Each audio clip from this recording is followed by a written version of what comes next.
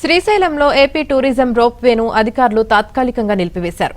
Ropeway ఏర్పాటు చేసి 20 ఏళ్లు నిండిపోవడంతో దీని మెయింటెనెన్స్ కోసం రోప్వేను ఆపినట్లు అధికారులు చెప్పారు. ఈ పనులు 30 రోజుల పాటు జరుగుతాయని తెలిపారు. మెకానికల్ మెయింటెనెన్స్ పనులు నిర్వహిస్తే మరో 10 ఏళ్ల వరకు టెక్నికల్ సమస్యలు తలెత్తకుండా ఉంటాయని అధికారులు చెప్పారు.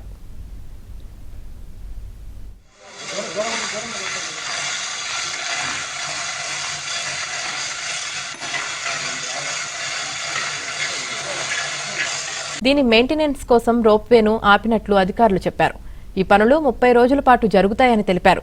మెకానికల్ మెయింటెనెన్స్ పనులు నిర్వహిస్తే మరో 10 ఏళ్ల వరకు టెక్నికల్ సమస్యలు తలెత్తకుండా ఉంటాయని అధికారులు చెప్పారు.